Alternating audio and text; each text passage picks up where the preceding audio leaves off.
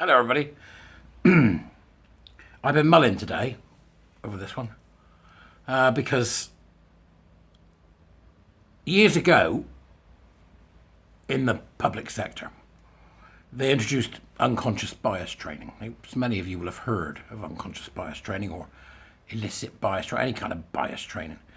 And they asked me to run one session and I did, and I never ran another one because I saw it for what it was. A few weeks after that, it was put into a category of its own and could only be done by specialist trainers. That was years ago. That's where it started in the public sector, DWP, HMRC, that type of thing, DEFRA. That's where it started. And I've been involved in trying to make things better for folks for years, just by beavering away in my own bizarre little way. But there's something about what's happening now, this whole EDI edifice or DIE edifice, because nobody's doing EDI. Nobody. Right? Nobody, not even the NHS. They're not doing it either. Nobody's doing it, right? EDI, which is equality of opportunity, diversity of thought, inclusivity in action, versus DIE, diversity of mutable characteristics, inclusivity in the in-group, and equity or equality of outcome, which is murderous. Okay? And then I come across this, which makes me rather sad. It's a story from America about a guy called Richard Bilsco, who was a teacher in Toronto. And it's a piece that has been written by Rupa Subramanya and Ari Blaff. My apologies if I've pronounced that wrongly. And it involves what happens when we let narcissistic compassion and essentially psychopaths and sociopaths with righteous cause mentality free in our society. We've seen this before. You've seen it in Me Too. We saw it in the Satanic Panic with Diana Aaron Shaft. We've seen all this before. You let these people anywhere near power because they're psychopathic. I'm not saying Diana Aaron Shaft is psychopathic. I'm saying people in general. Victim movements always garner psychopaths and sociopaths. And they're dangerous. They're very dangerous. And this story is of one man who fell foul of these dangerous people. A racist smear, a tarnished career, and the suicide of Richard Bilsco. A beloved educator was branded as a bigot in a series of DEI sessions. The Free Press reveals and details and exclusive audio from a story of public shame. I placed the link as usual into the doobers for you so that you can A, follow along, and B, read and hear what's going on. We're not in America, we're in bloody Australia. What's wrong? We're not in Australia, we're in Canada. What's wrong with me? It's Canada, right? So, what? Mad Canada, right? Kiki Ojo Thompson, a diversity trainer in Toronto, was explaining to a class of 200 or so public school administrators that Canada is a much more racist country than the United States. Canada is a bastion of white supremacy and colonialism, Thompson said, to a sea of nodding heads squeezed into Zoom. The racism we experience is far worse here than there. It was April the 26th, 2021, and Thompson was leading attendees to a session on systemic inequity.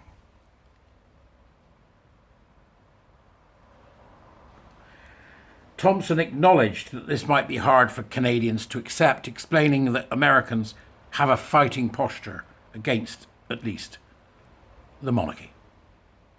Here we celebrate the monarchy, the very heart and soul and origins of the colonial structure.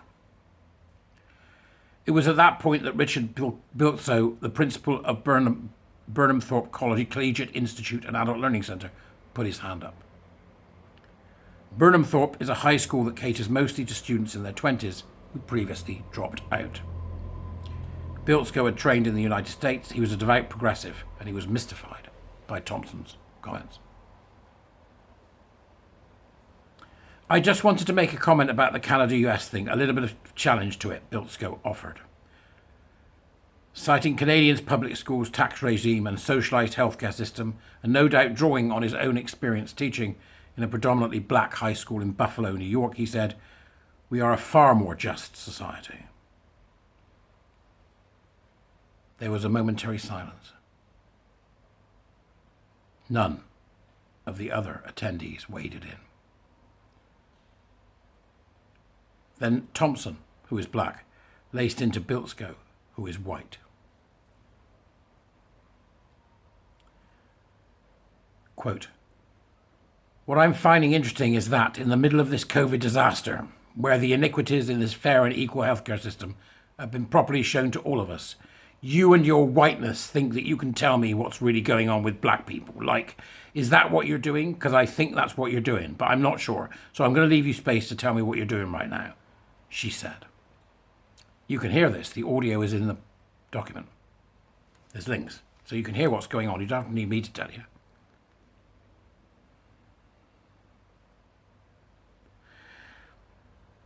Bilsco shut up. That seemed like the end of that. In fact, it was just the beginning of Bilsco's harrowing 2-year descent into an ordeal of public shaming and isolation that ended only when he took his life last month. He was distraught, Michael Tepper, a Toronto accountant and friend of Bilsco, told the Free Press. It was not only his job that was taken away from him, but his reputation, because those very people were assassinating his character.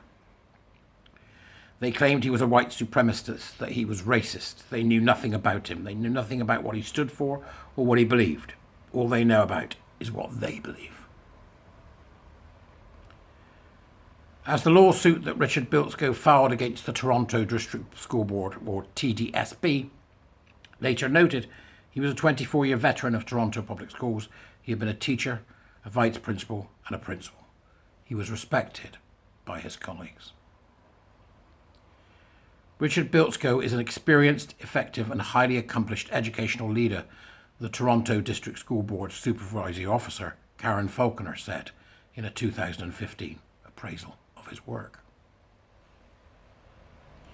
When Bilsco announced his retirement in January 2019, Falconer said, "You have proven your excellence in equity, instruction, entrepreneurship, student engagement." She called Bilsco a leader amongst leaders. Curtis Enos, who was then a regional manager in the Ministry of Education, praised Bilsco's brilliant service. Robert McManus, 60, a retired teacher who had been friends with Bilsco since they'd met at Boy Scouts camp at age 11, said of Bilsco, "He really listened. He really cared. If you had a problem, he was going to do his very best to help you." Obviously, these qualities went on to make him an amazing educator. After retiring, Bilsco stayed on as a substitute principal, but he was eager to start thinking about the next phase of his life. He wanted to travel. Then, in late August 2020, Superintendent Leila Gurharhill reached out to Bilsco. The district desperately needed a principal to run Burnham Thorpe. Bilsco said he'd love to do it, but he was tied up until late September. Later that evening, according to the lawsuit, Gurharhill called Bilsco to inform him that she'd spoken with Executive Superintendent Uten Robinson, and they had both agreed Bilsco was the right candidate for the position, given his unique qualifications and extensive experience in the adult education field.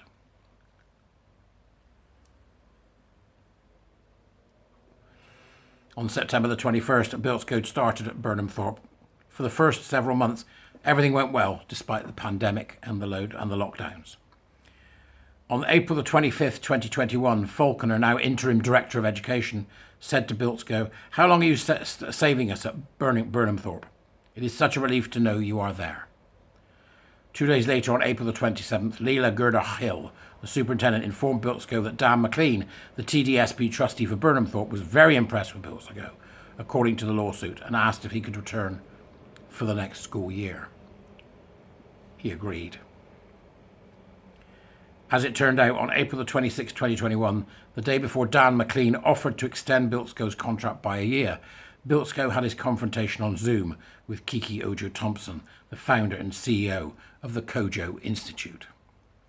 The Toronto District School Board had hired the Kojo Institute to provide 4 two-hour diversity, equity and inclusion training sessions to its administrators for nearly $61,000. Thompson's launched the Kojo Institute, a Toronto-based diversity, equity and inclusion consulting shop, in 1998, and her clients include H&M, United Way, the Centres for Disease Control, and the University of Toronto, according to the firm's website. Kojo is part of a rapidly ballooning global EDI marketplace, with companies big and small increasingly worried they'll be accused of systemic racism, and a slew of diversity consultants eager to charge handsome fees to teach these companies' employees how to avoid being racist. In 2020, companies spent $7.5 billion on DEI-related efforts. By 2026, that figure is expected to rise to $15.4 billion, despite growing concerns about the efficacy of such efforts. Kojo's first session with the TDSB took place April the 19th, 2021. Bilsco attended that meeting, which was uneventful. It's unclear what attendees discussed at the first session, brackets, close brackets. It was at the second session the following Monday, April the 26th, 2021, that Bilsco suggested that maybe Canada was not the bastion of white supremacy Thompson had made it out to be, noting, for example, that public schools serving Canada's poor students are generally better funded than their equivalents in the United States.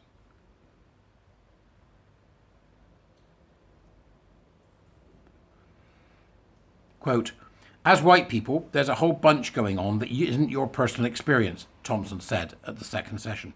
"It will never be. You will never know it to be so. You will never know it to be so. So your job in this work as white people is to believe."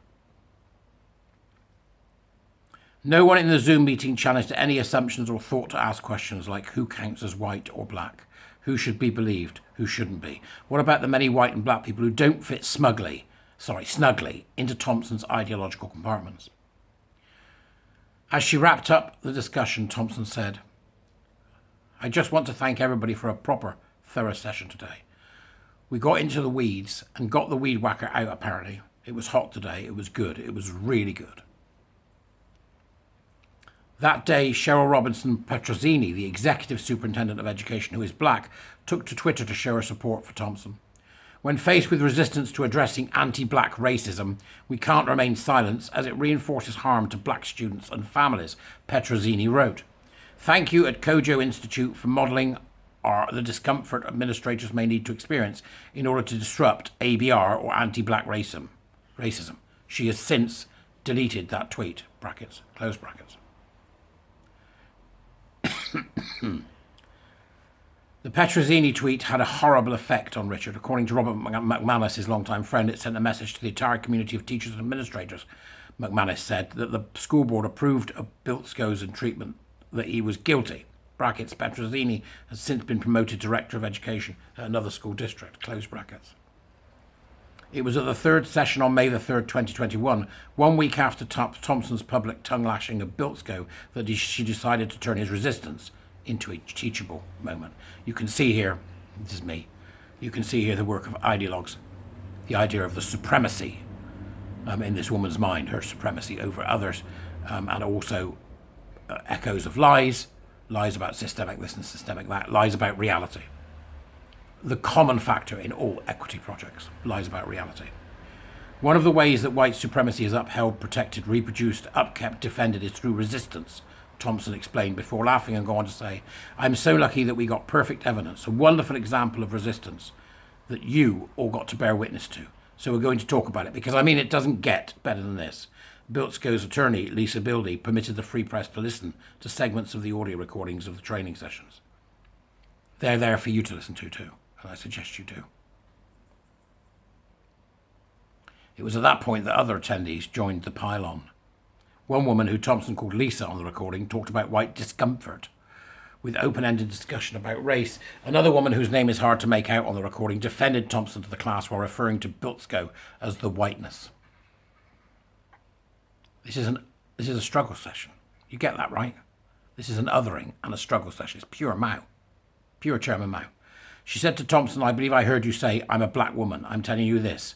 Yet the whiteness said, "No, this is what I'm telling you," and that's often the posture. They don't want to hear what you're saying. No one came to Bilsco's defense. I think there was some back-channel texting while it was going on where they acknowledged this was wrong, Anthony Furry told me, alluding to other people in the DEI training session. Furry met Bilsco while Furry ran in the recent Toronto mayoral race, but the problem is nobody had the balls or leadership to stand up and say this is wrong.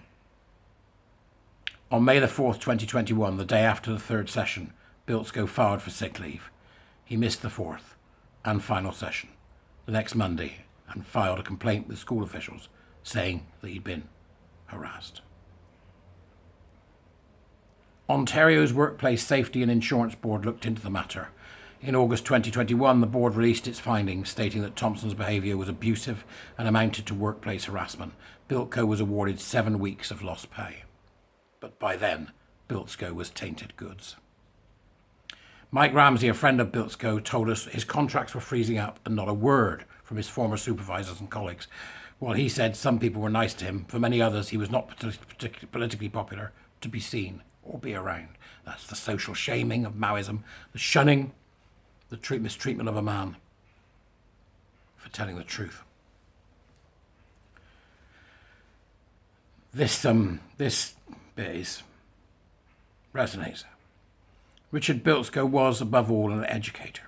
His friends and colleagues said he didn't have a partner or children, but he cared deeply about his students, and he was worried about the impact of the new identity-focused politics on the classroom, even though he was gay.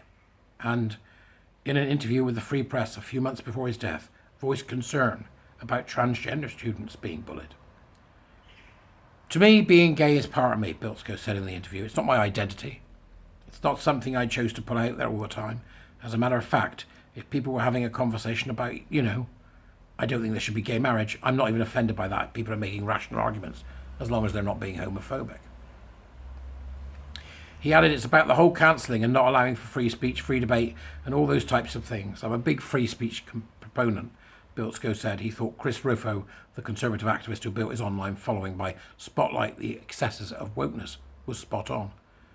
In his interview with the Free Press, Bilsco sounded exasperated with the Toronto District School Board, saying that if he had kids, he wouldn't send them to the public schools. It's nothing about competence anymore. He said, it's about your allegiance to this ideology.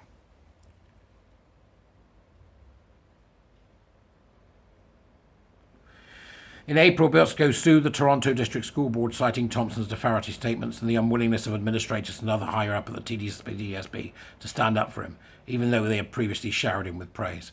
Bilsco has suffered and will continue to suffer damage to his character and reputation, both personally and professionally.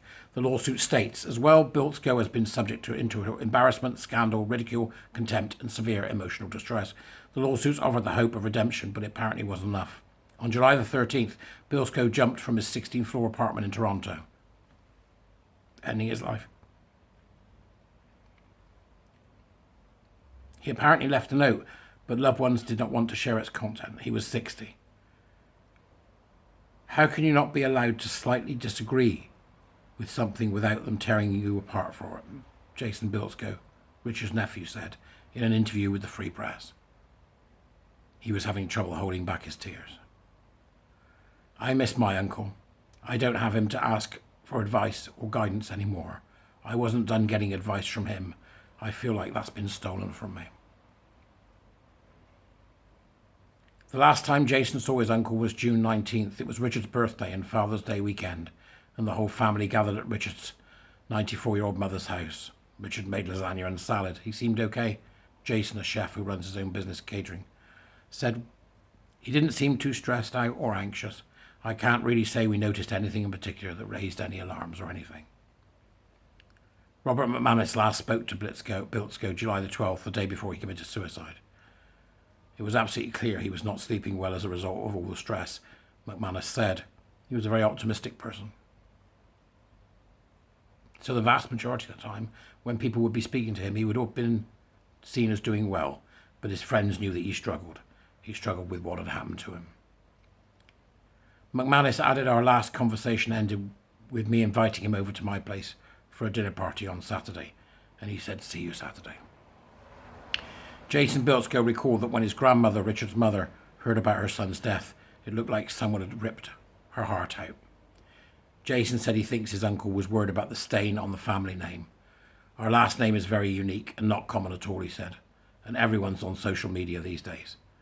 I do think that maybe he was worried about our name and it affecting the rest of the family because it is so uncommon. That was probably weighing on him. The Free Press reached out to Kiki Ojo Thompson and several of her colleagues at the Kojo Institute. No one agreed to talk. When we visited the Kojo Institute's office in a sleek two-storey brick building, no one appeared to be there. On July the 27th, Thompson released a statement on the Kojo Institute site saying, "This incident is being weaponized to discredit and suppress the work of everyone committed to diversity, equity, inclusion." She added that we will not be deterred from our work in building a better society for everyone. What a monster. In the wake of Bilsco's death, Ari Goldkind, a Toronto attorney, said the DEI consultant and all the businesses, non-profits and school districts that hire them are now on notice that these training sessions can have horrendous, real-world outcomes.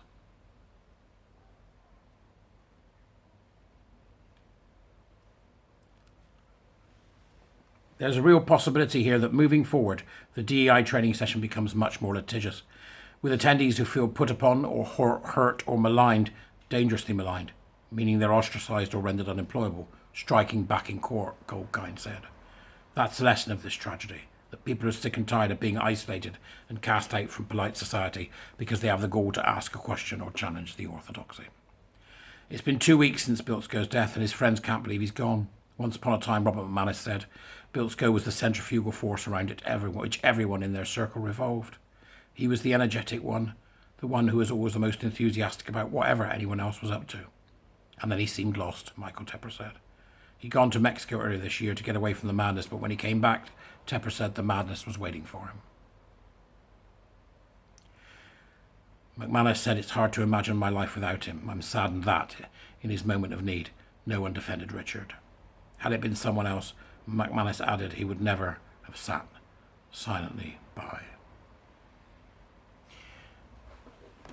It's an extraordinary piece, and I do urge you to go and listen to the audio. It raises a number of questions for me because I'm a man who is the same age as him, same job,